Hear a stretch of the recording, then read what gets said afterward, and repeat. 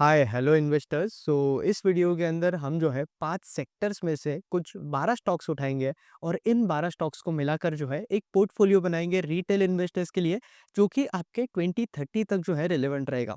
अब यहाँ पे आप देखोगे तो आपको जो है बिजनेसेस को ऑल टाइम ट्रैक करना चाहिए, क्योंकि किसी भी बिजनेस या कोई भी स्टॉक मार्केट के अंदर अगर आपको पैसा बनाना है तो चीज़ें जो है सिर्फ दो चीज़ों पे चलती है। एक होता है आपका परसेप्शन, और जो दूसरी चीज़ होती है वो है बॉस आपकी अर्निंग्स। तो अगर आपके एक सेक्टर की कंपनीज के अंदर अर्निंग्स ही नहीं आ रही है, तब अगर आप देखोगे तो स्टॉक भी जो है पैसा बनाना बंद कर देता है।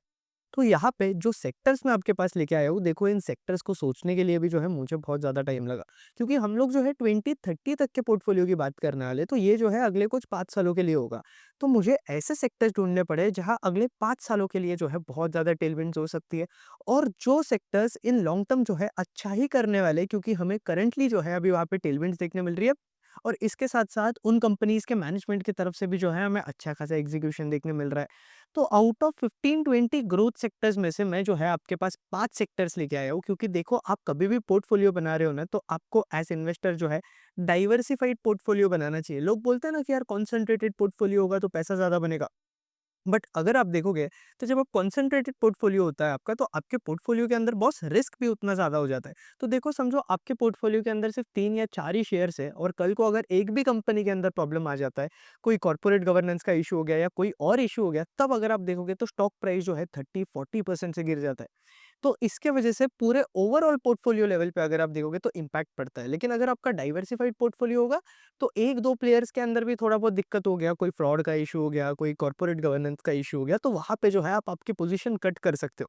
और पोर्टफोलियो लेवल पे आपका जो रिस्क है डाइवर्सिफिकेशन की वजह से वो रिड्यूस हो जाता है। तो इसलिए सेक्टर डाइवर्सिफिकेशन भी बहुत इंपॉर्टेंट है, क्योंकि ऐसा नहीं है कि सिर्फ स्टॉक डाइवर्सिफाई कर रहे हो और सारे सेक्टर से ही जो है आप देखोगे तो एक ही सेक्टर से आपने सारे स्टॉक्स उठा लिए। तो ये एक बहुत रिस्क वाला पार्ट है, क्योंकि वहाँ पे अगेन अगर आप देखोगे तो एक एग्जांपल लेता हूँ माइक्रो फाइनेंस सेक्टर का। अब माइक्रो फाइनेंस सेक्टर के अंदर अगर आप देखोगे तो हमें पिछले 18 मंथ से स्लो डाउन देखने मिल रहा है। अरमान फाइनेंशियल, आपकी स्मॉल फाइनेंस बैंक्स कंपनीज जैसे कि उज्जीवल स्मॉल फाइनेंस हो गया। फिर इसके साथ-साथ आपकी दूसरी स्मॉल फाइनेंस कंपनीज आती है, जैसे कि उत्कर्ष स्मॉल फाइनेंस बैंक हो गया, आपका क्रेडिट एक्सेस ग्रामीण हो गया। समझो आपके पोर्टफोलियो के अंदर सिर्फ माइक्रो फाइनेंस सेक्टर के स्टॉक्स थे। तो अगर आप देखोगे तो इन स्टॉक्स के अंदर जो है हमें मैसिव करेक्शन देखने मिला, क्योंकि एसेट क्वालिटी खराब होने लगी, साइकिल खराब हो गई माइक्रो फाइनेंस की। तो आपका पोर्टफोलियो एक ही सेक्टर, 2 सेक्टर के अंदर नहीं रहना चाहिए। I would suggest bare minimum 5 sectors आपके पोर्टफोलियो के अंदर होने ही चाहिए, तो आपके लिए भी बेटर होगा। अब बात करते हैं, सीधा मुद्दे की बात पे आते हैं कि यार कौन से 5 सेक्टर जो है मैंने उठाए।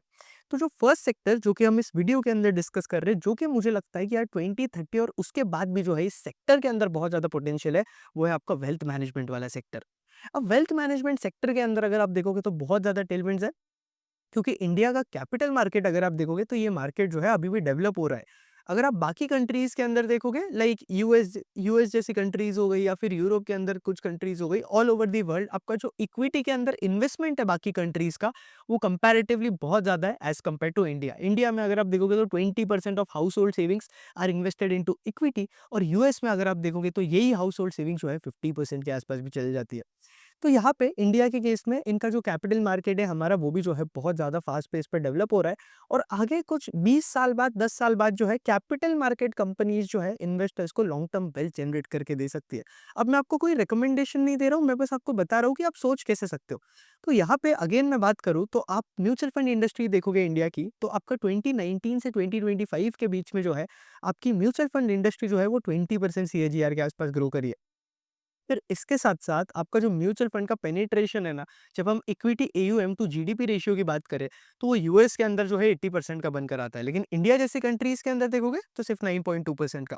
तो यहाँ पे ग्रोथ पोटेंशियल जो है ना इंडिया के लिए अभी भी बहुत ज़्यादा है, क्योंकि ऑल ओवर द वर्ल्ड जो है एवरेज ये 32.4% का है।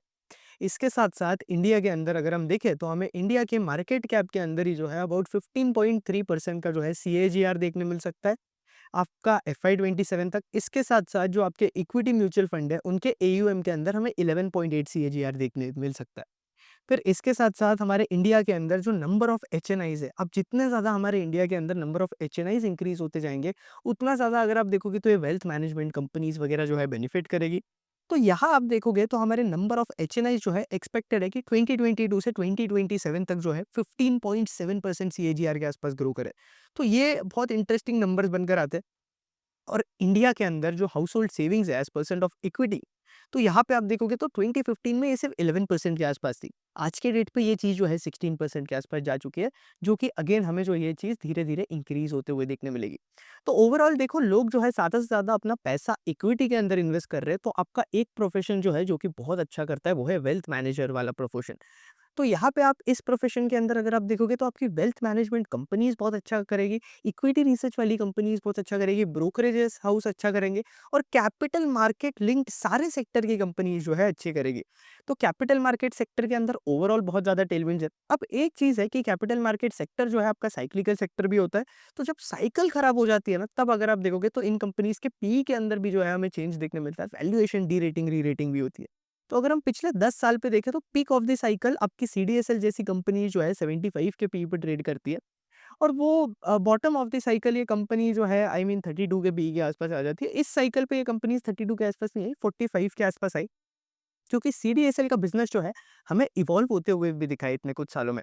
तो यहाँ पे आप देखोगे तो जो नंबर 1 कंपनी मैंने सिलेक्ट करी हुई है कैपिटल मार्केट वाले सेक्टर से, वो है सीडीएसएल। क्योंकि देखो हमारे कंट्री के अंदर जो है ना 2 ही लिस्टेड प्लेस है, आपके डिपॉजिटरीज है। तो यहाँ पे आप देखोगे तो एक्सचेंजेस में कौन 2 प्लेयर बनकर आते हैं, एक बीएससी और एक एनएससी, और डिपॉजिटरीज के अंदर अगर आप देखोगे तो एक है सीडीएसएल और दूसरा है एनएसडीएल। अब इनके अलावा कोई और प्लेयर आकर डिपॉजिटरी नहीं लेकर आ सकता है। हमारे कंट्री का मेजर डिपॉजिटरी जो है यही 2 प्लेयर्स बनकर आते हैं। तो यहाँ पे आप देखोगे तो सीडीएसएल के अंदर जो है ग्रोथ भी थोड़ी साइक्लिकल होती है। जब साइकिल अच्छी होती है तब ग्रोथ अच्छी होती है कंपनी के अंदर, लेकिन जैसे ही साइकिल खराब हो जाती है ग्रोथ जो है रिड्यूस हो जाती है। तो यहाँ अगेन अगर आप देखोगे तो एफवाई 24 के अंदर 25 के पहले 2 क्वार्टर्स के अंदर जो है बहुत ज़्यादा स्ट्रॉन्ग साइकिल्स देखने मिली हमें कैपिटल मार्केट की, जहाँ ये कंपनी आराम से 55-70% के आसपास ग्रो कर रही थी, ऑपरेटिंग लेवरेज देखने मिल रहा था। बट फिर साइकिल खराब हो गई तो यहाँ पे आप देखोगे तो रेवेन्यू ग्रोथ भी स्लो डाउन हो जाती है। लेकिन ओवरऑल कैपिटल मार्केट्स इंडिया के जो है ग्रो ही करने हैं। हमने नंबर्स के बारे में बात कर लिया, टेलविंड्स के बारे में बात कर लिया। तो सीडीएसएल अगर मैं 2030 का सिनेरियो लेकर चलूँ तो सीडीएसएल जो है एक इंटरेस्टिंग कंपनी बनकर आती है, जहाँ हमें जो है ग्रोथ रेट्स भी स्ट्रॉन्ग देखने मिल रही है। अब किसी को अगर सीडीएसएल का बिज़नेस नहीं पता है तो सीडीएसएल जो है आपका एक टोल रोड बिज़नेस है। सीडीएसएल जो है आपका डिपॉजिटरी है, जो आपके शेयर्स बनकर आते हैं ना वो डीमैटेरियलाइज्ड फॉर्म के अंदर, मतलब इलेक्ट्रॉनिक फॉर्म के अंदर जो है सीडीएसएल के पास स्टोर्ड होते हैं। इसके साथ-साथ सीडीएसएल जो है आपका इंश्योरेंस बिज़नेस के अंदर भी स्केल कर रहा है।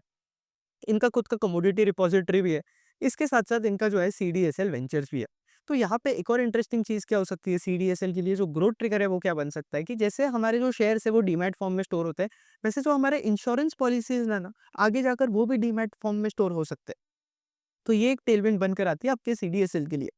फिर इसके साथ-साथ जब आप सीडीएसएल का नंबर देख रहे हो, तो जब बुल मार्केट होगा तब ऑब्वियसली जो है number of accounts opened in quarter जो है सीडीएसएल के अंदर कंपैरेटिवली ज़्यादा रहेगा। तो आप Q1, Q2 के अंदर देखो और वही ट्रेंड जो है हमें फॉलो होते हुए देखने मिला। इसके साथ-साथ आपका नंबर ऑफ इश्यूअर्स भी जो है इंक्रीज़ हो रहा है। जितने ज़्यादा इश्यूअर जो है सीडीएसएल पे अपने शेयर्स लिस्ट करते हैं, वो लोग भी जो है सीडीएसएल को फीस देते हैं। फिर इसके साथ-साथ सीडीएसएल के पास जो है ट्रांज़ैक्शन चार्जेस के थ्रू भी फीस आती रहती है। अब सीडीएसएल का कैपिटल मार्केट का साइकिल आपको समझना है ना, सीडीएसएल का ट्रांज़ैक्शन इनकम देख लो। जब आपको लग रहा है साइकिल अच्छी कर रही है, तब ये जो ट्रांज़ैक्शन इनकम है ना, वो इंक्रीज़ होता रहेगा। लेकिन जब साइकिल खराब कर रही है, तो ट्रांज़ैक्शन इनकम रिड्यूस होता रहेगा। ये एक शॉर्टकट है आपके लिए अगर आपको साइकिल को समझना है तो। फिर यहाँ पे अगेन इनके जो मेजर कॉस्ट है वो एम्प्लॉयी कॉस्ट, आईटी कॉस्ट, मतलब सीडीएसएल देखो यार, हमारे कंट्री के अंदर सीडीएसएल, एनएसडीएल 2 ही है। आपको कल को अगर सीडीएसएल का प्लेटफ़ॉर्म यार समझ में भी नहीं आता है, पसंद भी नहीं आता है, तब भी आपको जो है सीडीएसएल या एनएसडीएल पे से ही ट्रांज़ैक्शन करना पड़ेगा। देखा होगा ना कितना बकवास इंटरफ़ेस है सीडीएसएल का, लेकिन स्टिल हमें एज़ इन्वेस्टर वही यूज़ करना पड़ता है। तो इसलिए सीडीएसएल का एक मोड भी बनकर आऊँगा, मैं कहूँगा ये। और ओवरऑल 2 ही डिपॉज़िटर रहेगी तो सीडीएसएल एक्सपेक्टेड है कि अच्छा ही परफ़ॉर्म करे। अब वेल्थ मैनेजमेंट कंपनीज़ के अंदर नुवामा का बिज़नेस मुझे बहुत ज़्यादा इंटरेस्टिंग लगता है। नुवामा का बिज़नेस मैं ऑलरेडी बहुत ज़्यादा डिटेल में मैं डिस्कस कर चुका हूँ आप लोगों के साथ। अगर आप मुझे एक्स पे फ़ॉलो नहीं करते हो, तो आप मुझे एक्स पे जाके फ़ॉलो करो, जहाँ पे अगेन मैं नुवामा का बिज़नेस जो है डिस्कस कर चुका हूँ। अगर आप मेरे प्रोफ़ाइल पे सिर्फ़ नुवामा ही सर्च करोगे, तो आपको जो है हमारा नुवामा का वीडियो मिल जाएगा। ये है हमारा नुवामा का वीडियो, जहाँ हमने डिस्कस करा हुआ है कि जेन स्ट्रीट के इम्पैक्ट की वजह से और ओवरऑल वेल्थ मैनेजमेंट इंडस्ट्री के अंदर क्या-क्या चल रहा है, वो सारी चीज़ें हमने इस वीडियो के अंदर डिस्कस की है। अब नुवामा की मैं बात करूँ तो नुवामा के अंदर जो है और भी बिज़नेसेस है, जैसे कि नुवामा प्राइवेट बनकर आता है, नुवामा एसेट मैनेजमेंट बनकर आता है। फिर इसके साथ-साथ इनका कैपिटल मार्केट वाला भी बिज़नेस है, तो नुवामा भी ओवरऑल बहुत इंटरेस्टिंग बिज़नेस है। अब वेल्थ मैनेजमेंट कंपनीज़ आप देख रहे हो, तो यहाँ पे आपको एक चीज़ ट्रैक करनी है, वो है रिकरिंग रेवेन्यूज़। जितना ज़्यादा इन कंपनीज़ का रिकरिंग रेवेन्यूज़ इंक्रीज़ होते जा रहा है, उतना ज़्यादा हमें इन कंपनीज़ के वैल्यूएशन के अंदर जो है री-रेटिंग देखने मिल सकती है। लेकिन अगर रिकरिंग रेवेन्यू जो है वो रिड्यूस होते जा रहा है, अब रिकरिंग रेवेन्यूज़ इंक्रीज़ होता है तब क्या होता है, आपका साइक्लिकलिटी से जो इम्पैक्ट पड़ता है ना इन कंपनीज़ को, वो जो है रिड्यूस होते जाता है। लेकिन अगर आपके रिकरिंग रेवेन्यूज़ जो है वो रिड्यूस हो रहे हैं ना, तो आप देखोगे तो साइकिल का जो इम्पैक्ट होता है ना, वो भी इन कंपनीज़ के लिए ज़्यादा होता है। तो नुवामा के केस में अगर आप देखोगे तो इनके जो बाकी डिविजन्स है, वो लोग भी जो है, ये लोग स्केल कर रहे हैं। ओवरऑल कंपनी के अंदर ग्रोथ भी अच्छी है। इनका जो कैपिटल मार्केट वाला बिज़नेस है, उसका जो क्लियरिंग पार्ट ऑफ बिज़नेस है, वो अच्छा कर रहा है। मतलब क्या कि कैपिटल मार्केट के अंदर इनकी जो साइक्लिकलिटी है ना, वो हमें थोड़ी बहुत रिड्यूस होते हुए दिखी है। अब नुवामा के ऊपर जेन स्ट्रीट का तो इम्पैक्ट हमें देखने ही मिला था। अब नुआमा ये बता रहा था कि ज़्यादा इम्पैक्ट इन्हें नहीं देखने मिलेगा जेन स्ट्रीट की वजह से, और अब भी न्यूज़ आई है कि यार सेबी जो है, जेन स्ट्रीट को फिर से अलाउ कर रहा है ट्रेड करने के लिए। तो यार ये सब चलता ही रहता है इंडिया के अंदर तो। तो यहाँ पे अगेन अगर आप देखोगे तो इतना ज़्यादा मैसिव इम्पैक्ट जो है हमें नुआमा के ऊपर नहीं देखने मिलेगा। तो इसलिए नुआमा ओवरऑल जो है, मुझे बाकी कंपनीज़ जैसे कि मोतीलाल ओसवाल जैसी कंपनीज़ भी जो है आप यहाँ रीड कर सकते हो। ये भी अच्छा बिज़नेस है, इनका भी एक ट्रेज़री इनकम वाला सेगमेंट है, एसेट मैनेजमेंट वाला सेगमेंट है। ओवरऑल नुआमा जैसा ही बिज़नेस है, लेकिन मुझे नुआमा जो है बेटर लगता है एज़ कम्पेयर टू मोतीलाल। क्योंकि मोतीलाल के मैक्सिमम अच्छे खासे रेवेन्यू जो है हमें ब्रोकरेजेस से आते हुए देखने मिलते हैं, और नुवामा के केस में अगर आप देखोगे तो इनके रिकरिंग पे ये लोग ज़्यादा फोकस कर रहे हैं, प्राइवेट क्लाइंट्स पे ज़्यादा फोकस कर रहे हैं, तो इसलिए मुझे नुवामा बेटर लगता है। बाकी कुछ और बिजनेसेस जो कि आपको ध्यान रखने चाहिए इस स्पेस के अंदर, तो वो है आपका एंजल वन। अब एंजल वन भी जो है एक ब्रोकर है, लेकिन एंजल वन के अंदर जो है बहुत ज़्यादा लॉन्ग टर्म स्टोरी चल रही है।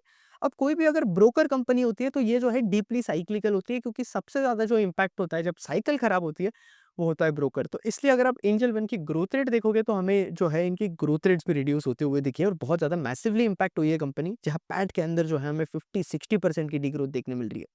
अब एंजल वन सिर्फ ब्रोकर ही नहीं है, अब वो लोग जो है उनका पूरा एक और फुल फ्लेज्ड डिजिटल सिस्टम बना रहे हैं ये लोग। तो यहाँ पे ये लोग क्या कर रहे हैं, अगेन अगर आप देखोगे तो ये लोग इंश्योरेंस के अंदर भी जा रहे हैं, वेल्थ मैनेजमेंट के अंदर भी जा रहे हैं, एसेट मैनेजमेंट के अंदर भी जा रहे हैं, क्रेडिट के ऊपर भी जा रहे हैं, फिक्स डिपॉजिट्स, इंश्योरेंस वगैरह जो है ये लोग हर चीज़ करेंगे अपने प्लेटफॉर्म के ऊपर। तो ओवरऑल ये जो डीपली साइक्लिकल कंपनी से कंपनी शैलो साइक्लिकल कंपनी बन जाएगी। लेकिन वेल्थ मैनेजमेंट और एसेट मैनेजमेंट अगर आप देखोगे तो ये अभी-अभी स्टार्ट हुआ है कंपनी का, तो इन्हें स्केल करने के लिए भी थोड़ा टाइम लगेगा ये वाले डिविजन्स। तो ये आगे 2-3 इयर्स की स्टोरी है, अब आपको देखना है कि एग्जीक्यूशन किस तरीके से होता है। जेएम फाइनेंशियल भी एक स्टोरी है जो कि आप देख सकते हो, इंटरेस्टिंग कंपनी है। जेएम फाइनेंशियल भी मैं बहुत डिटेल में कवर कर चुका है। आई वुड सजेस्ट कि आप एक्स पे जाके सर्च करो, या फिर यूट्यूब पे भी आपको जो है जेएम फाइनेंशियल का हमारा वीडियो मिल जाएगा। पुराने चैनल पे तो यार हम लोगों ने बहुत ज़्यादा ही कवर किया था। इतनी बार कंपनीज़ कवर की थी कैपिटल मार्केट्स की, लेकिन स्टिल ठीक है, कुछ चीज़ें हो जाती है। तो यहाँ पे आप देखोगे तो जेम फाइनेंशियल के अंदर इनका भी क्या चल रहा है कि ये लोग लो आरओसी बिज़नेस के पे मूव आउट कर रहे हैं और हाई आरओसी बिज़नेस पे फोकस कर रहे हैं। तो जेम फाइनेंशियल भी आई वुड सजेस्ट कि आप रीड कर लो, लेकिन मेरे जो प्रेफरेंसेस रहेंगे पोर्टफोलियो के लिए, वो है एक नुवामा और दूसरा जो है वो सीडीएसएल। अगले सेक्टर की तरफ बढ़ते हैं। अब जो अगला सेक्टर है जो कि बहुत अच्छा कर रहा है, वो है वैल्यू रिटेल वाला सेक्टर, क्योंकि पूरे रिटेल सेक्टर के अंदर जो है हमें टेलविंड्स देखने मिल रही है। अब ये टेलविंड्स क्या है कि रिटेल सेक्टर अगर आप देखोगे इंडिया का, तो बहुत ज़्यादा अनऑर्गेनाइज्ड है। मैक्सिमम चीज़ें जो है यहाँ अनऑर्गेनाइज्ड होती थी। जब आप ज्वेलरी रिटेल स्पेस को देखोगे तो वहाँ पे भी मैक्सिमम चीज़ें अनऑर्गेनाइज्ड थी, और अभी जो है चीज़ें वहाँ पे ऑर्गेनाइज्ड होने लगी है। तो इसके वजह से क्या होता है कि आपकी जो ऑर्गेनाइज्ड प्लेयर्स है रिटेल के अंदर, उनमें जो है वहाँ पे हमें ग्रोथ देखने मिलती है। वो लोग जो है मार्केट शेयर कैप्चर करते हैं। तो जब हम इंडिया के ज्वेलरी रिटेल स्पेस की बात करें, तो यहाँ पे आप देखोगे तो अनऑर्गेनाइज्ड का पहले मार्केट शेयर जो था अबाउट 95% था।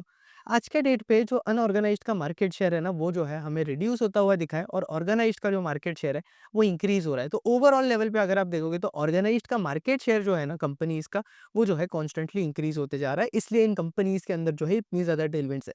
2025 में ऑर्गेनाइज्ड पर्सन जो है, इसके साथ साथ अगर आपको जेन्युइनली कुछ इक्विटी रिसर्च सीखना है, अगर आपको जेन्युइनली आपके लाइफ में कुछ करना है, अगर आप इरिटेट हो गए हो, आपको पोर्टफोलियो मैनेजमेंट सीखना है, आपको समझ में ही नहीं आ रहा है मार्केट के अंदर चीज़ें कैसे चलती है, आप बस ये यूट्यूब पे वीडियोस देख रहे हो, उस पे स्टॉक मार्केट के डिसीजन ले रहे हो, कुछ टेलीग्राम ग्रुप पे आप एडेड हो, या फिर कोई दोस्त आपको टिप्स दे रहे हैं तो आप उस पे डिसीजन ले रहे हो, या फिर आप ढंग से जो है मार्केट के अंदर रिसर्च नहीं कर पा रहे हो, तो आपके लिए जो है zero to hero equity research वाली जो क्लास है ये मस्ट नीडेड है। और ये 20 आवर्स का कंटेंट जो है आपको देखना है। इस क्लास के अंदर आपके 20 आवर्स के रिकॉर्डेड लेक्चर्स है, ये आपको देखना है। इसके साथ साथ इसमें टोटल 11 सेशंस है। इसमें आपको पीपीटी भी मिलेगी जो मैं यूज़ कर रहा हूँ। इसके साथ साथ डिफरेंट सेक्टर के लिए डिफरेंट चेकलिस्ट होती है जो कि हमें फॉलो करनी चाहिए। हर एक सेक्टर की अलग मेंटल मॉडल होता है। जैसे कि हॉस्पिटल्स के लिए हमें कुछ और देखना चाहिए, आप ऑटोमोबाइल कंपनीज़ के लिए देखोगे तो हमें कुछ और ट्रैक करना चाहिए। फिर उसके बाद आप कैपिटल मार्केट वाली कंपनीज़ देखोगे या कैपिटल गुड्स वाली कंपनीज़ देखोगे, लैब ग्रोन डायमंड कंपनीज़ देखोगे, गोल्ड कंपनीज़ देखोगे। तो हर एक सेक्टर के अंदर जो है हमें अलग-अलग चेकलिस्ट फॉलो करनी पड़ती है, अलग-अलग चीज़ें ट्रैक करनी पड़ती है कंपनीज़ के अंदर। तो इस मास्टर क्लास के अंदर आप सीखोगे कि कौन से सेक्टर के अंदर हमें क्या देखना है। आप आराम से एक बार आपने 20 इयर्स का कंटेंट देख लिया, आपको कंपनीज़ ट्रैक करनी स्टार्ट करनी है और फिर आप जो है कोई भी कंपनी को ट्रैक कर सकते हो, नॉट किडिंग। इसके साथ-साथ जो है मैं आपको इस मास्टर क्लास के अंदर सिखाऊँगा कि आप किस तरीके से एआई को अपने रिसर्च के अंदर यूज़ कर सकते हो, लेवरेज कर सकते हो। यहाँ पे मैंने जो है आपको वैल्यूएशंस के बारे में भी सिखाया हुआ है कि आप किस तरीके से कोई भी स्टॉक को जो है वैल्यू कर सकते हो मार्केट के अंदर विदिन मिनट्स। वो सीएफए वाले लोग होते हैं ना, वो कॉम्प्लेक्स कॉम्प्लेक्स मॉडल सिखाते हैं आपको, डीसीएफ मॉडल, ये मॉडल, वो मॉडल, आपको कोई ज़रूरत नहीं है। क्योंकि रियल लाइफ के अंदर अगर हम स्टॉक मार्केट के अंदर होते हैं तो ये सारी चीज़ें जो है एप्लीकेबल नहीं होती है, फाइनेंस वाली चीज़ें। तो आप भले ही एमबीए फाइनेंस हो या फिर आपका स्टॉक मार्केट के अंदर कोई बैकग्राउंड नहीं है, आपको जो है ये मास्टर क्लास के अंदर एनरोल कर लेना चाहिए अगर आपको जेन्युइनली स्टॉक मार्केट के बारे में जो है सीखना है। यहाँ पे मैं आपको ये भी सिखाऊंगा कि आप पोर्टफोलियो मैनेजमेंट किस तरीके से कर सकते हो, जहाँ मैं अपना पोर्टफोलियो रिवील करूंगा आप लोगों को, और अपने पोर्टफोलियो के स्टॉक से जो है मैंने आपको सारी चीज़ें सिखाई है।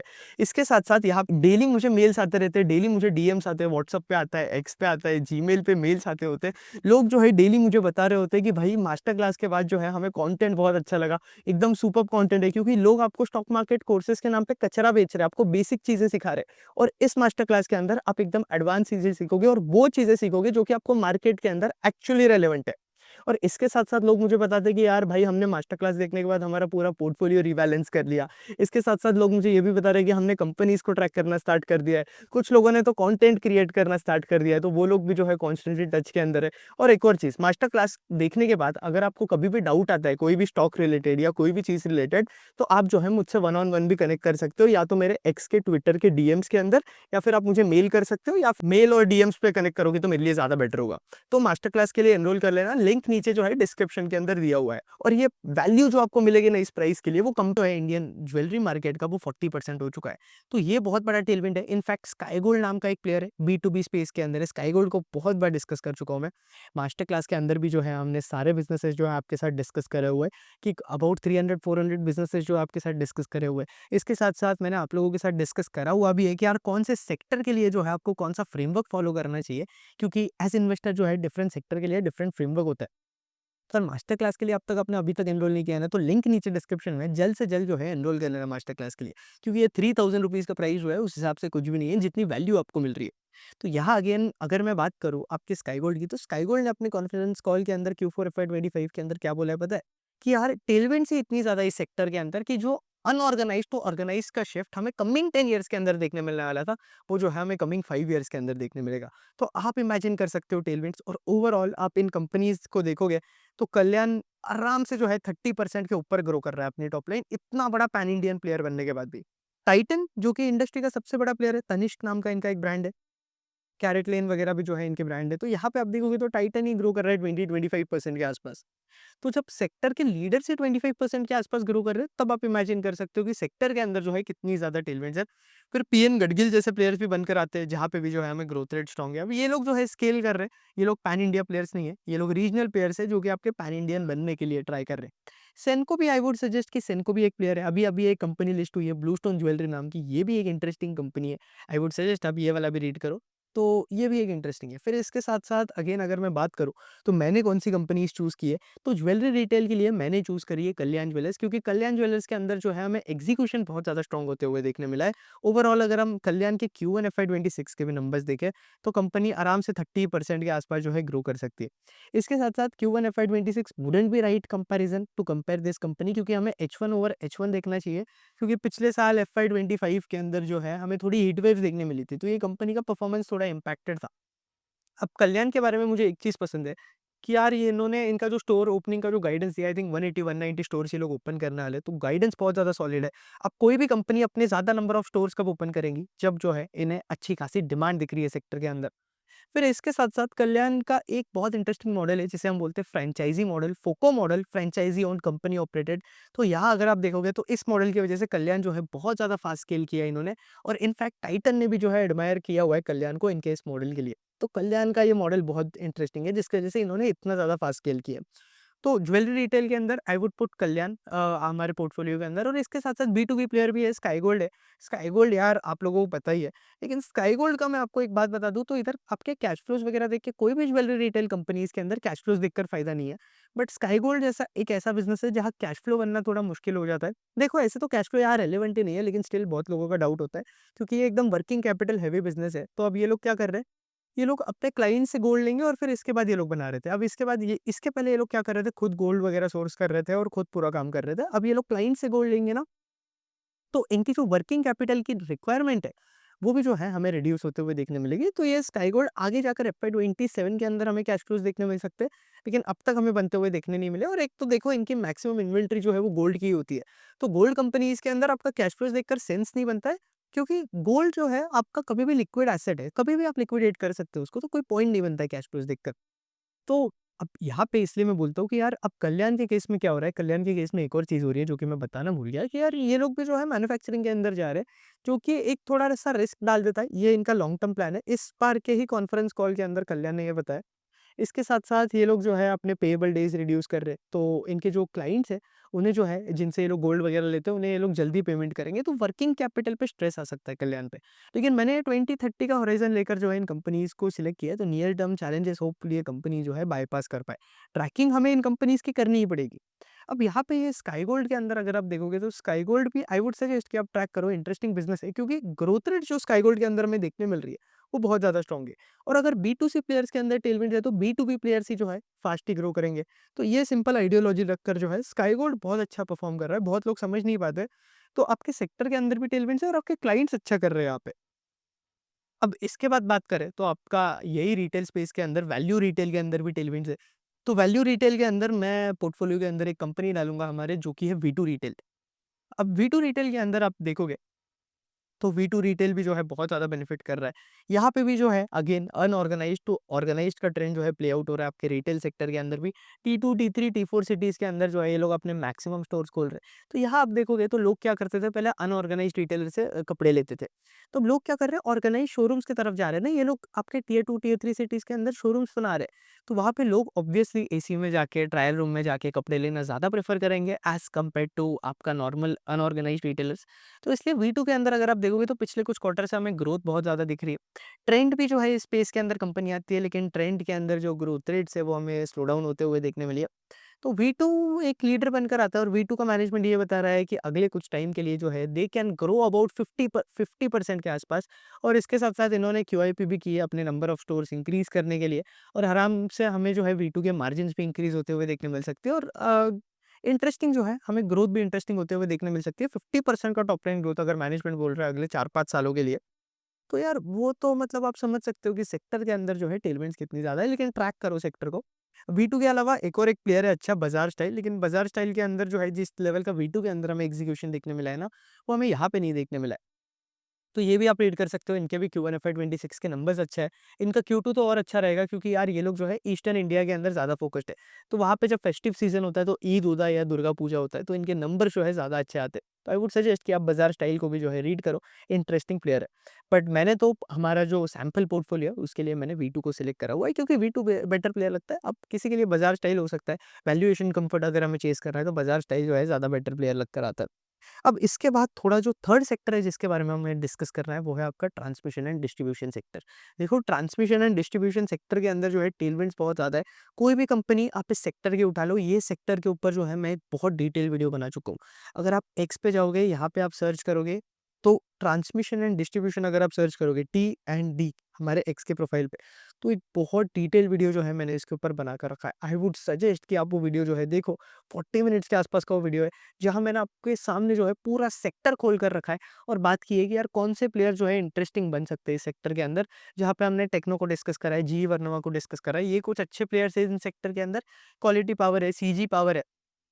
अगेन आप देखोगे तो ट्रांसलेट, स्किपर, यश हाई वोल्टेज, वोल्टाइम, आपका जेबी लैमिनेशन वगैरह जो है, सारे प्लेयर्स मैंने इस वीडियो के अंदर जो है डिस्कस कर रखे। तो आई वुड सजेस्ट कि आप ये वीडियो देखना, क्योंकि ये 48 मिनट्स का वीडियो है, पूरा सेक्टर के ऊपर जो है ये मास्टर क्लास है आपके लिए। तो ये टी&डी वाला सेक्टर वाला वीडियो देखना, तो आपको आइडिया लगेगा सेक्टर के अंदर कितनी डीलविंस है। सेक्टर की जो भी कंपनी है, उन कंपनीज़ के अंदर जो है स्ट्रॉन्ग नंबर्स है। ईपीसी कंपनीज़ के अंदर अगर हम देखें तो Skipper Skipper constantly strong numbers दे रहा है, 25% सीएजीआर का इन्होंने गाइडेंस देकर रखा है। जब हम ट्रांसरेल जैसी कंपनीज़ की बात करें, तो ट्रांसरेल के अंदर भी हमें बहुत ज़्यादा सॉलिड एग्जीक्यूशन देखने मिला है। Q1 के अंदर तो इनका एग्जीक्यूशन बहुत ज़्यादा मैसिव सॉलिड था, जहाँ कंपनी ने अपनी टॉप लाइन ग्रो करी है अब 81% से। अब देखो आपके टी&डी सेक्टर के अंदर टेलविंड्स हमें इतनी ज़्यादा क्यों लगकर आ रही है, क्योंकि देखो एक तो रिन्यूएबल्स की तरफ से टेलविंड्स है, इंडिया जो है रिन्यूएबल्स की तरफ शिफ्ट हो रहा है। तो अब रिन्यूएबल्स की तरफ शिफ्ट होगा तो आपकी ट्रांसमिशन एंड डिस्ट्रीब्यूशन की जो लाइन्स है उन्हें चेंज करना पड़ेगा, क्योंकि आपकी जो नॉर्मल टी&डी लाइन्स बनकर आती है और रिन्यूएबल वाली जो बनकर आती है, उनके अंदर जो है थोड़ा बहुत डिफरेंस होता है। तो आपको वो चेंज करना पड़ता है। ग्रिड स्टेबलाइजेशन पे ओवरऑल पूरा वर्ल्ड फोकस कर रहा है। आपके हमारे वर्ल्ड के अंदर जो है डेटा सेंटर का ट्रेंड आ चुका है। तो अब डेटा सेंटर की नीड जो है इंक्रीज़ होते जा रही है और डेटा सेंटर को सबसे ज़्यादा एक चीज़ लगती है, वो है एनर्जी। एआई अगर आपको देखना है, एआई का जो मेगा ट्रेंड है हमें प्ले आउट होता हुआ दिख रहा है, तो एआई के लिए data centre is a must. Data centre नहीं होगा तो आप एआई ऑपरेट ही नहीं कर सकते हो। तो आपकी जो चैट जीपीटी जैसी कंपनीज़ है, बड़ी-बड़ी गूगल जैसी कंपनीज़ है, तो वो लोग क्या करते हैं, उनके खुद के बड़े-बड़े डेटा सेंटर्स है, जिसके लिए लगती है बहुत ज़्यादा पावर्स। तो आपके पावर के लिए जो प्रॉक्सी कंपनी है ना, आई वुड सजेस्ट कि आप रेड करो, जो कि डायरेक्ट टी&डी के अंदर है या फिर प्रॉक्सी कंपनीज़ है। तो प्रॉक्सी के अंदर देखो, डायरेक्ट टी&डी के अंदर Transrail, EPC, I would suggest कि ये कंपनी बहुत अच्छा कर रही है। ट्रांसफार्मर जो कंपनी बनाती है वो है ट्रांसफार्मर्स एंड रेक्टिफायर्स लिमिटेड, जो कि एक्चुअली बहुत ज़्यादा फास्ट पेस पे ग्रो कर रही है। इनके भी मैनेजमेंट का गाइडेंस है कि ये लोग विदिन 2-3 ईयर्स ही जो है $1 बिलियन के आसपास का रेवेन्यू अचीव कर लेंगे। तो वो भी एक इंटरेस्टिंग चीज़ है, मतलब 55% का सीएजीआर का ग्रोथ हमें देखने मिल सकता है कंपनी के अंदर। ओवरऑल ट्रांसफार्मर स्पेस के अंदर जो भी कंपनीज़ है, सारी कंपनीज़ अच्छा कर रही है, कुछ 1-2 कंपनीज़ छोड़ के। तो आई वुड सजेस्ट कि यार आप पहले जाकर ये वीडियो देखो, तो आपको इस सेक्टर के बारे में जो है कौन से प्लेयर्स अच्छा कर रहे हैं, कौन से खराब कर रहे हैं, उसके बारे में आइडिया लग जाएगा। एक टीडी पावर करके भी बहुत अच्छा प्लेयर है, जो कि अगेन मुझे बहुत इंटरेस्टिंग लगता है। कोई रिकमेंडेशन नहीं दे रहा हूँ मैं आपको, लेकिन टीडी पावर के अंदर अगर आप देखोगे तो ये लोग जो है वो टरबाइन्स बनाते हैं, जनरेटर्स बनाते हैं, जो कि आपके जो है डेटा सेंटर्स के अंदर यूज़ होता है। तो ये भी आई वुड सजेस्ट कि टी&डी के लिए एक प्रॉक्सी कंपनी हो गई। तो ये लोग ग्रिड स्टेबलाइजेशन वगैरह के लिए भी जो है इनके जनरेटर्स वगैरह यूज़ किए जाते हैं। तो ओवरऑल कंपनी के लिए जो है इनकी ऑर्डर बुक बहुत अच्छी है, इनके ऑर्डर इन्फ्लोज़ हमें अच्छे देखने मिले, मैक्सिमम ऑर्डर इनके एक्सपोर्ट से है। और जो यूएस टैरिफ का इम्पैक्ट चल रहा है ना, उसका टीडी पावर के ऊपर मिनिमल इम्पैक्ट रहेगा। तो आई वुड सजेस्ट आप ये सारे प्लेयर्स कुछ रीड करो। तो ये तीनों प्लेयर्स जो कि मैंने डिस्कस किए, ट्रिल, ट्रांसरेल और टीडी पावर, ये भी जो है मैं अपने सैंपल पोर्टफोलियो के अंदर पुट इन करना चाहूँगा। अब इसके बाद मैं बात करूँ, तो आप दूसरे प्लेयर्स भी पुट इन कर सकते हो। मैं आपसे जो है सेक्टर्स डिस्कस कर रहा हूँ, जो कि आप जो है आपको ये 5 सेक्टर पे ध्यान देखना है 2030 तक, क्योंकि इन सेक्टर के अंदर जो है लॉन्ग टर्म टेलविंड्स बहुत ज़्यादा है। अब यहाँ पे अगर हम बात करें तो जो अगला सेक्टर है ना, वो है हमारा हेल्थ केयर सेक्टर। अब हेल्थ केयर सेक्टर आपको पता ही है, अब अश्वत्थ दामोदरन का इंटरव्यू हुआ था एनडीटीवी पे, तो वहाँ पे भी उन्होंने बताया था कि यार इंडिया के अंदर जो है लोगों का एक तो अभी ये जीएलपी-1 आएगा इंडिया के अंदर। तो जैसे ही जीएलपी-1 जो है जेनरिक हो जाएगा, अगेन जीएलपी-1 पे भी जो है एक बहुत डिटेल वीडियो कवर किया हुआ है मैंने। तो आप जो है ये जीएलपी-1 वाला वीडियो देख लेना हमारा, तो आपको आइडिया लगेगा कि आपको कौन-सी फार्मा कंपनीज़ पे फोकस करना है, कौन-सी कंपनीज़ के अंदर जो है हमें आगे जाकर टेलविंड्स देखने मिल सकते हैं और कौन से सेक्टर जो है उनकी वजह से हमें आगे जाकर हेडविंड्स देखने मिल सकते हैं। क्योंकि जीएलपी-1 वाला जो वीडियो है ना, ये बहुत डिटेल वीडियो है, जहाँ आपको समझेगा कि यार सीडीएमओ प्लेयर्स के ऊपर क्या इम्पैक्ट पड़ेगा, फार्मा प्लेयर्स के ऊपर क्या इम्पैक्ट पड़ेगा। क्योंकि देखो यूएस के अंदर ये वेट लॉस ट्रेंड्स का ड्रग्स का जो ट्रेंड है ना, वो ऑलरेडी आ चुका है और अब ये ड्रग जो है इंडिया के अंदर जेनरिक हो जाएँगे, कनाडा के अंदर ये लोग जेनरिक हो जाएँगे। इनका पेटेंट जो है एफवाई 26 के अंदर एक्सपायर हो जाएगा। तो इनके वजह से अगर आप देखोगे तो हमारी सीडीएमओ कंपनीज़ के अंदर ग्रोथ आएगी। अब सीडीएमओ के अंदर बहुत कंपनीज़ है, लॉरस जैसी कंपनीज़ है। लॉरस के अंदर आपको देखना है कि इनका सीडीएमओ का शेयर इंक्रीज़ हो रहा है, कि ये चीज़ इंपॉर्टेंट है यार ट्रैक करने के लिए। फिर इसके साथ-साथ डीवीज़ लैब है, आपका डॉक्टर रेड्डीज़ लैब है, तो ये भी जो है आपका जीएलपी-1 के लिए बहुत बड़ा कैपेक्स कर रहे हैं। फिर इसके साथ-साथ आपके जो है सीडीएमओ के अंदर आई वुड सजेस्ट कि आप बास्केट वाला अप्रोच ही प्ले आउट करो। 2 से 3 कंपनीज़ होनी चाहिए अगर आप सीडीएमओ प्ले आउट कर रहे हो तो, क्योंकि कौन सी कंपनी के मॉलिक्यूल्स कब हिट होते हैं, कब नहीं होते, वो पता नहीं होता है। क्योंकि सीडीएमओ के अंदर देखो, अगर ब्लॉकबस्टर मॉलिक्यूल होगा तभी जो है सीडीएमओ कंपनीज़ के अंदर हमें ग्रोथ देखने मिलेगी। तो वही है यार कि अरे अगेन डिफरेंट सेक्टर्स के लिए जो है डिफरेंट चेकलिस्ट होती है, जो कि हमें फॉलो करनी चाहिए। और सीडीएमओ सेक्टर के अंदर क्या देखना है, फार्मा सेक्टर के अंदर हमें क्या देखना है, टीएनडी सेक्टर के अंदर हमें क्या ट्रैक करना है, मोतीलाल मतलब आपकी वेल्थ मैनेजमेंट जैसी कंपनीज के अंदर हमें क्या ट्रैक करना है। तो ये सारी चीज़ें जो है मैं डिस्कस कर चुका हूँ। इसके साथ-साथ ओवर डिफरेंट 20 प्लस सेक्टर्स भी जो है मैंने मास्टर क्लास के अंदर डिस्कस करे हुए हैं। इसके साथ-साथ मैंने ये भी डिस्कस करा हुआ है कि आप किस तरीके से जो है एआई को अपने रिसर्च के अंदर यूज़ कर सकते हो। तो लिंक नीचे डिस्क्रिप्शन में दिया हुआ है। आप जल्द से जल्द जो है एनरोल कर सकते हो मास्टर क्लास के लिए। और इसका जो एक्सेस है, रिकॉर्डिंग्स का जो एक्सेस रहेगा आपके पास लाइफ टाइम रहेगा। और अगर आपको कोई भी डाउट आता है देखने के बाद, तो आप जो है मुझे एक्स पे डीएम कर सकते हो, मैं सारे डीएम्स पर्सनली रिप्लाई करता हूँ। अब यहाँ पे इसके बाद अगर मैं आगे बढ़ूँ तो हेल्थ केयर स्पेस के अंदर मैंने कौन-सी कंपनीज़ चॉइस कर रखी है। एक है यथार्थ हॉस्पिटल्स। अब यथार्थ हॉस्पिटल्स, इनके हर एक हॉस्पिटल कंपनी अगर आप देखोगे तो इनके जो नंबर ऑफ बेड्स है ना, ये लोग बहुत ज़्यादा फास्ट पेस पे इंक्रीज़ कर रहे हैं। तो यथार्थ ने भी जो है अभी 2 हॉस्पिटल्स एक्वायर किए। यथार्थ के अंदर अगर आप देखोगे तो ग्रोथ हमें बहुत ज़्यादा सॉलिड देखने मिल रही थी, लेकिन इनके मार्जिन्स रिड्यूस हो गए क्योंकि इन्होंने केपेक्स किया। अब हॉस्पिटल कंपनी जो है आपकी केपेक्स हेवी कंपनीज़ होती है। तो ये लोग जब केपेक्स करते हैं आप देखोगे तो केपेक्स जब हो रहा है तब इनके मार्जिन्स वगैरह हमें फॉल होते हुए देखने मिलेगी, क्योंकि बिज़नेस के देखो मार्केट के अंदर हमें प्रैक्टिकल माइंडसेट लगाना होता है। ये थियरी वाला माइंडसेट जो है लगाकर कोई फ़र्क नहीं पड़ता है। क्योंकि क्या होता है कि कोई भी बिज़नेस अगर केपेक्स कर रहा है, तो हॉस्पिटल अगर कोई बना रहा है, कोई बड़ी कंपनी हॉस्पिटल बना रही है, तो ऐसा थोड़ी ना है कि आज हॉस्पिटल बनाया और उनके मार्जिन्स कभी गिरेंगे ही नहीं, उनके मार्जिन्स के अंदर हमें फॉल होगा। तो ऐसी कंपनीज़ को जो है हमें प्ले करने का एक सही तरीका होता है, जो कि हमें कॉन कॉल वगैरह पढ़कर, या उसके लिए आपको पता होना चाहिए कि किस तरीके से आपको कॉन कॉल्स वगैरह डिकोड करने हैं, और आगे जाकर जो है जिसकी वजह से कंपनी के अंदर आगे जाकर क्या ट्रेंड्स हो गए ना, वो आप आइडेंटिफ़ाई कर सकते हो। तो यहाँ पे जब मैं बात करूँ, तो हॉस्पिटल सेक्टर के अंदर एक और मुझे ट्रेंड देखने मिला कि स्पेशलिटी हॉस्पिटल पे ज़्यादा फोकस किया जा रहा है। ऑन्कोलॉजी वाले कैटेगरी के अंदर बहुत ज़्यादा ग्रोथ है, और ओवरऑल सारी कंपनी स्पेशलिटी मिक्स पे फोकस कर रही है, क्योंकि इनके मार्जिन जो है वहाँ पे इंक्रीज़ होंगे। तो जो यथार्थ के नए हॉस्पिटल्स आ रहे हैं ना, वहाँ पे भी जो है वो लोग स्पेशलिटी मिक्स पे ज़्यादा फ़ोकस कर रहे हैं। इनके अगर आप देखोगे तो अभी ये लोग कमिंग 24 टू 30 मंथ्स के अंदर भी जो है आई मीन अबाउट एफवाई 28 तक इनके जो है 3000 बेड्स हो जाएँगे। आज के डेट पे आई थिंक इनके 2100 के आस-पास बेड्स हैं। अब यथार्थ के बाद जो कि एक और मुझे कंपनी पसंद है, जिस इस कंपनी का वैल्यूएशन यार मुझे पर्सनली पूछोगे तो नहीं पसंद आता है। अब देखो हॉस्पिटल कंपनीज़, देखो डिफरेंट सेक्टर की कंपनी को वैल्यू करने का तरीका अलग होता है। ये सारी चीज़ें जो है मैं आपके साथ ऑलरेडी डिस्कस कर चुका हूँ, लिंक नीचे डिस्क्रिप्शन में। लेकिन अगर आप यहाँ देखोगे तो आपका जो ईवी टू एबिटा है, ये एक इंपॉर्टेंट मेट्रिक है जो कि आपको हॉस्पिटल कंपनीज के लिए यूज करनी चाहिए। रीजन क्या बनकर आता है बॉस, देखो ये हॉस्पिटल कंपनी जो है कॉन्स्टेंटली केपेक्स कर रही होती है। तो जब आप केपेक्स करते हो तो आपका पैड जो है, आपका डेप्रिसिएशन बहुत ज्यादा हाई होता है, तो आपका पैड जो है आपको एक राइट पिक्चर नहीं देता है। तो इसलिए आपको उस टाइम पे जो है ईवी टू एबिटा पे फोकस करना चाहिए। तो यहाँ पे बात करूँ मैक्स का जो ईवी टू एबिटा है, वो यार 60 के आसपास है, 60-61 के आसपास, जो कि बहुत ज्यादा एक्सपेंसिव बनकर आता है, क्योंकि यथार्थ का जो ईवी टू एबिटा है वो 30 के आसपास है। और बाकी ओवरऑल हॉस्पिटल सेक्टर के अंदर इन कंपनीज़ का ईवी टू एबिटा थोड़ा एक्सपेंसिव ही है, मतलब अभी हमें री-रेटिंग देखने मिली है सेक्टर के अंदर।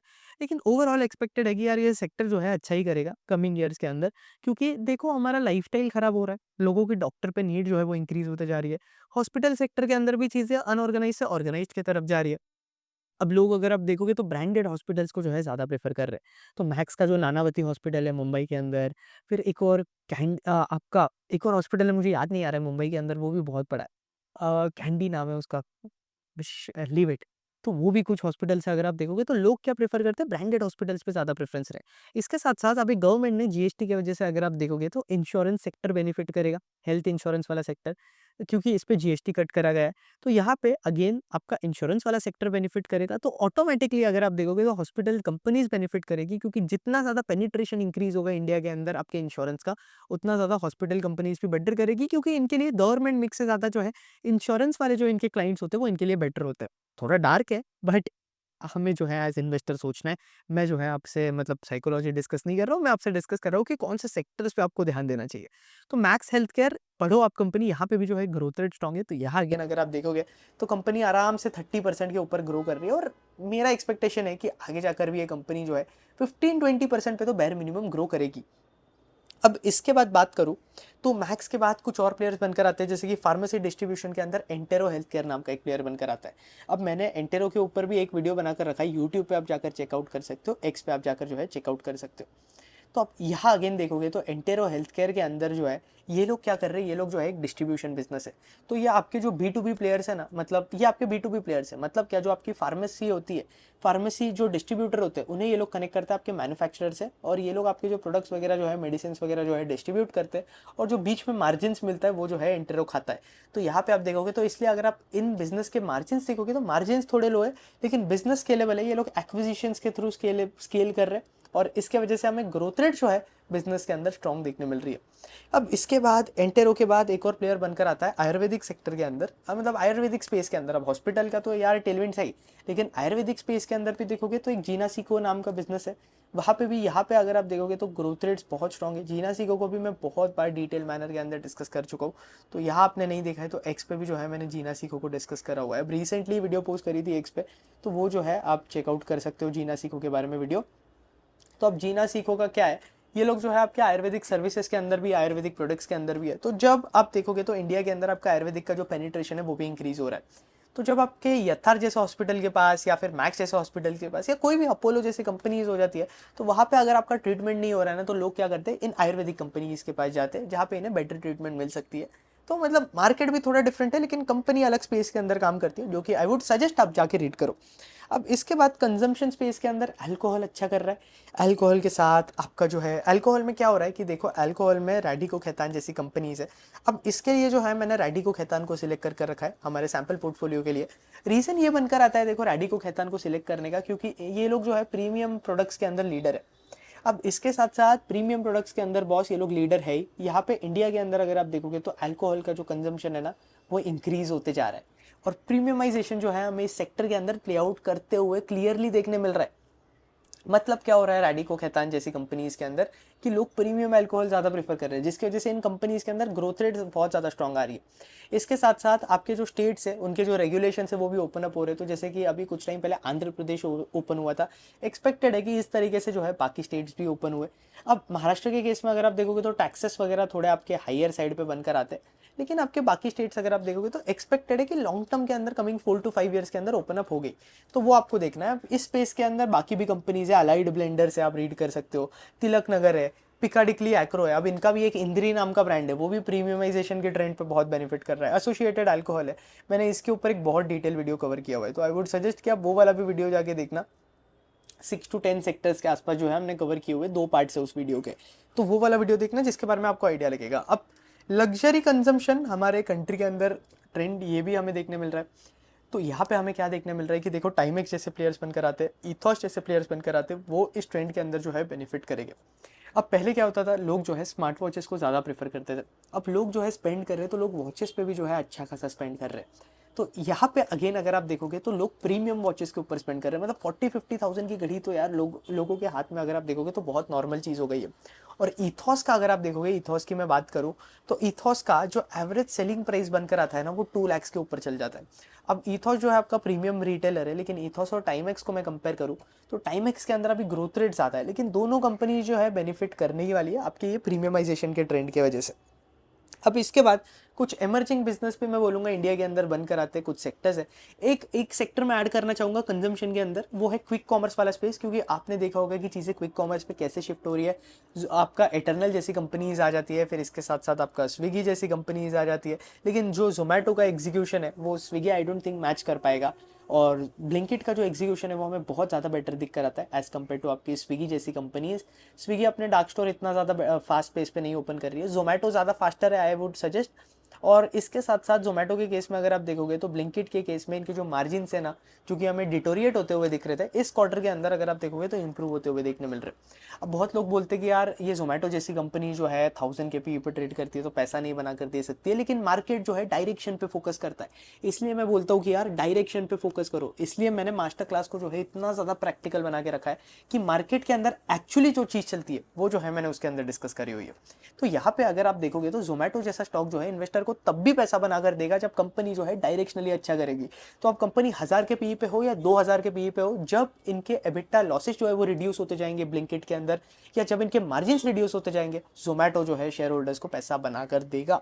और कंपनी जो है कैश फ्लोज अभी नहीं बना रही है, हालांकि प्रॉफिट ही बनाने दो इन्हें। इनका फूड डिलीवरी वाला बिजनेस थोड़ा स्लो डाउन हो चुका है, क्विक कॉमर्स के बिजनेस के अंदर ग्रोथ है। आई वुड सजेस्ट कि आप जो है वो वाला वीडियो देखो जो मैं बोल रहा हूँ, डिस्कस कर रहा हूँ आपके साथ। वो 2 वीडियोस बनाकर रखे हैं हमने, यूट्यूब पे भी पोस्ट करे हुए। तो यहाँ पे आप नॉर्मली यूट्यूब पे भी चल जाओगे और यहाँ आप आयुष मेहता सर्च करोगे तो हमारे चैनल पे जो है हमने एक 6 सेक्टर्स वाला वीडियो कवर कर रखा है और एक जो है 10 सेक्टर्स वाला वीडियो कवर कर रखा है। तो यहाँ पे अगेन जो है आपको चीज़ें मिल जाएगी, आप देख सकते हो। ये देखो ये वाला जो वीडियो है वो आप चेकआउट कर सकते हो। अब इसके बाद अगर हम बात करें, थोड़ा आगे डिस्कस करते हैं, तो यहाँ अगर आप देखोगे तो फिर एटर्नल के बाद आपका स्विगी जैसा भी कंपनी बनकर आता है, लेकिन हमारे सैम्पल पोर्टफोलियो के अंदर मैं एटर्नल को ज़्यादा प्रेफर करूँगा। लेकिन क्विक कॉमर्स ये थीम पे जो है आई वुड सजेस्ट कि आप लोग जो है ध्यान दो। अब इसके बाद बात करें तो कुछ इमर्जिंग बिजनेस है, जैसे कि जिनका लॉजिस्टिक्स हो गया। जिनका लॉजिस्टिक्स भी स्केल कर रहा है। जिनका के ऊपर बहुत डिटेल मैंने वीडियो बना कर रखा है, वो वीडियो आप जाकर देख लेना।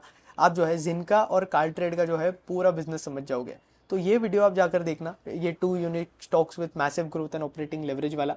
तो यहाँ पे मैंने कार ट्रेड भी डिस्कस करा हुआ है, जिनका भी डिस्कस करा हुआ है। तो यहाँ से आपको इन बिजनेसेस के अंदर देखना क्या है उसके बारे में आपको आइडिया लग जाएगा, और ओवरऑल कंपनीज के अंदर क्या ट्रैक करना है इनके बारे में भी आइडिया लग जाएगा, क्योंकि दोनों कंपनीज के अंदर जो है ऑपरेटिंग लेवरेज बहुत ज़्यादा स्ट्रॉन्ग है। तो दोनों कंपनीज पे आई वुड सजेस्ट ऐसे जो प्लेटफॉर्म बिजनेस है, जैसे कि थोड़ा एंटेरो भी आपके प्लेटफॉर्म के अंदर आता है। फिर इसके साथ साथ एक जीएनजी इलेक्ट्रॉनिक्स नाम की कंपनी है, वो भी एक प्लेटफॉर्म बिजनेस है, लेकिन रिसेंटली आईपीओड है। इनका एग्जीक्यूशन किस तरीके से मुझे नहीं पता, बट मुझे जिनका और कार ट्रेड जो है बेटर लगते हैं। कार ट्रेड आपका थोड़ा ऑटो साइक्लिकल बिजनेस है, ऑटो साइकिल से थोड़ा उल्टा चलता है। बाकी सेक्टर्स भी है, लेकिन मुझे इस वीडियो के अंदर सिर्फ 5 ही सेक्टर डिस्कस करने थे आपके साथ, जो कि मैं आपके हमारे 2030 वाले पोर्टफोलियो के लिए प्रेफर करूंगा। तो एक वेल्थ मैनेजमेंट वाला सेक्टर हो जाता है, थोड़ा समराइज करते था वो आपके लिए। तो एक वेल्थ मैनेजमेंट वाला सेक्टर बनकर आता है, फिर इसके साथ साथ आपका रिटेल सेक्टर बनकर आता है। जो थर्ड सेक्टर है वो हमारा ट्रांसमिशन एंड डिस्ट्रीब्यूशन वाला बनकर आता है। फोर्थ सेक्टर जो है वो है हमारा हेल्थ केयर वाला बनकर आता है, सीडीएमओ वाला बनकर आता है। और फिफ्थ सेक्टर जो है वो है कंजम्पशन वाला सेक्टर बनकर आता है। सिक्स्थ एक एडिशनल सेक्टर में बोलूंगा, आप थोड़ा वो एडिशनल बिजनेसेस है जहाँ पे ऑपरेटिंग लेवरेज मिल रहा है, वहाँ पे थोड़ा ध्यान दे सकते हो। बट अगेन आपको ट्रैकिंग बहुत ज़्यादा जो है सॉलिड वे में इन बिजनेसेस की करनी पड़ेगी। तो इतना ही रखते हैं वीडियो। ये कुछ 5 सेक्टर्स थे और कंपनीज मैंने आप लोगों के साथ डिस्कस करी हुई है। अब यह पर्सन टू पर्सन डिपेंड करता है कि कौन कौन सी कंपनी को प्रेफर करता है, किसको कौन सा मॉडल पसंद है। लेकिन जो भी बिजनेसेस हमने डिस्कस किए, सारे बिजनेसेस के अंदर जो है हमें स्ट्रॉन्ग ग्रोथ देखने मिल रही है।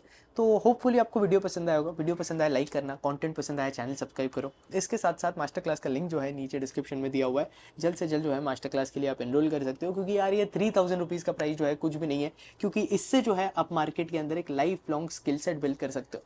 तो लिंक नीचे डिस्क्रिप्शन में है। बाकी होपफुली वीडियो पसंद आया होगा। वीडियो पसंद आया लाइक करना।